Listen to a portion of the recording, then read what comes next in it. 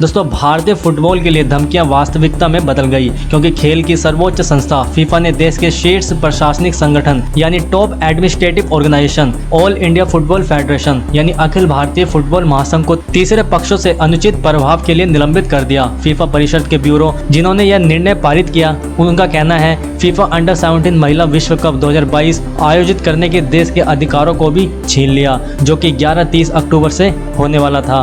FIFA ने अपने बयान में कहा कि वह भारत में युवा मामले और खेल मंत्रालय के संपर्क में है। इसने एक आशा की किरण का सुझाव दिया है कि यदि कुछ शर्तों को पूरा किया जाता है तो प्रतिबंध को कम किया जा सकता है। दोस्तों, तो आज हम जानने का प्रयास करेंगे कि फीफा ने आखिरकार इंडिया की फुटबॉल टीम को बैन क्यों किया है, और ये बैन कितने समय तक है, और ये बैन काम कैसे करता है, और अगर बैन को हटवाना चाहे तो क्या क्या प्रयास करने पड़ेंगे। तो दोस्तों जानेंगे इसके बारे में मेरे साथ। मेरा नाम है नरेंद्र, स्वागत है आपका डिजिटली स्टडी में। तो दोस्तों आपका क्वेश्चन होगा कि आखिरकार फीफा ने भारत पर प्रतिबंध क्यों लगाया है, किन किन घटनाओं के कारण ये प्रतिबंध लगा है। तो भारतीय फुटबॉल के लिए मौजूदा मुसीबतें तब शुरू हुई जब पूर्व AIFF यानी ऑल इंडिया फुटबॉल फेडरेशन के अध्यक्ष प्रफुल्ल पटेल, जो फीफा काउंसिल के मेंबर भी हैं, उन्होंने देश में फुटबॉल के प्रमुख रूप में अपना पद छोड़ने से इनकार कर दिया। मन से बाहर ना निकलने का बहाना लंबे समय से चली आ रही महामारी थी। साथ ही AIFF संविधान के संबंध में एक अदालती मामला भी था, लेकिन 18 मई को सुप्रीम कोर्ट ने दखल देते हुए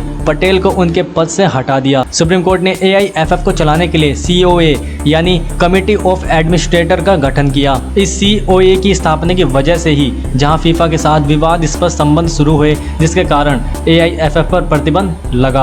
अब दोस्तों ये प्रतिबंध है क्या और ये काम कैसे करता है। अब तक AIFF को थर्ड पार्टी इंटरफेरेंस के कारण फीफा द्वारा निलंबित कर दिया गया है। दोस्तों थर्ड पार्टी इंटरफेरेंस एक ऐसी स्थिति को रेफर करता है जिसमें फीफा का एक सदस्य ऑर्गेनाइजेशन में स्वतंत्र रहने में विफल रहता है और उसका संगठन पर नियंत्रण नहीं रहता। और दोस्तों निलंबन का मतलब होता है कि यह सभी आयु समूहों में सभी राष्ट्रीय टीमों पर लागू होता है। यह मेल और फीमेल्स दोनों के फुटबॉल और भारत में सभी क्लब टीमों पर भी लागू होता है। दोस्तों सस्पेंशन इंटरनेशनल ट्रांसफर के साथ साथ किसी भी कोर्स और डेवलपमेंट प्रोग्राम को भी प्रभावित करता है। इसका वास्तव में मतलब यह है कि भारत के बाहर फुटबॉल से संबंधित सभी गतिविधियों पर पूर्ण प्रतिबंध होगा। हालांकि देश में लीग के साथ साथ घरेलू तबादले जारी रह सकते हैं। अब दोस्तों COA बनने के बाद फीफा ने भारत पर प्रतिबंध लगाने में इतनी देर क्यों कर दी।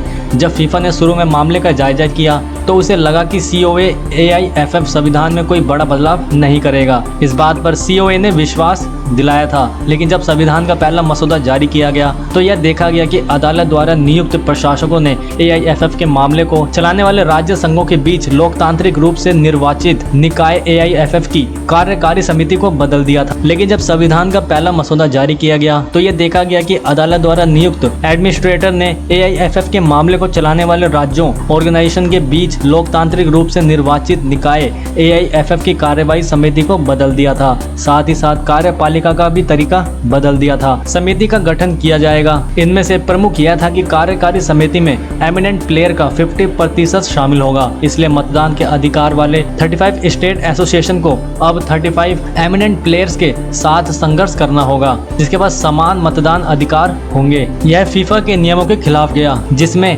भले ही विश्व निकाय समिति में 25% खिलाड़ी प्रतिनिधित्व के लिए सहमत हों, लेकिन कागज पर कोई बदलाव दर्ज नहीं किया गया था। दूसरी ओर COA ने भारत की टॉप लीग के शब्दों में बदलाव किया। इसके अंदर कैसे रेलीगेशन और प्रमोशन काम करेगी, और यह निर्धारित करते हुए कि AIFF पूरी तरह से टॉप लीग चलाएगा। अब दोस्तों फीफा चाहता क्या है। AIFF के कार्यवाहक महासचिव को संबोधित एक पत्र में फीफा ने कहा है कि प्रतिबंध हटाने के लिए 2 मुख्य चिंताओं को दूर करने की जरूरत है। सबसे पहले COA के जनादेश को पूरी तरह से निरस्त करना होगा। दूसरा AIFF प्रशासन को एक बार फिर से अपने दिन प्रतिदिन के संचालन के लिए पूरी तरह से प्रभावी होने की आवश्यकता है। दोस्तों फीफा ने पत्र में यह भी कहा कि वह चाहता है कि AIFF संविधान को फीफा और AFC की नीतियों की शर्तों पर रिवाइज्ड किया जाए, जो करंटली AIFF मेंबरशिप स्ट्रक्चर पर होने वाले चुनाव के लिए जो केवल राज्य एसोसिएशन पर आधारित है। अब दोस्तों प्रतिबंध का तत्काल प्रभाव क्या होगा। गोकुलम केरल की महिला टीम, जो वर्तमान में AFC महिला क्लब चैंपियनशिप के लिए उज्बेकिस्तान के करशी की यात्रा कर रही है, वह अब टूर्नामेंट में भाग लेने के लिए एबल नहीं हो सकती। एटी के मोहन बागान जो AFC कप का हिस्सा बनने के लिए तैयार थे, उन्होंने कहा कि एशिया की दूसरी स्तरीय क्लब प्रतियोगिता में खेलने में सक्षम नहीं हो सकता है। भारत AFC एशियाई कप के लिए ड्रॉ बनाता है या नहीं, यह चर्चा में है। लेकिन सबसे महत्वपूर्ण बात यह है कि फीफा ने घोषणा की है कि अंडर 17 महिला विश्व कप अब भारत में नहीं होगा।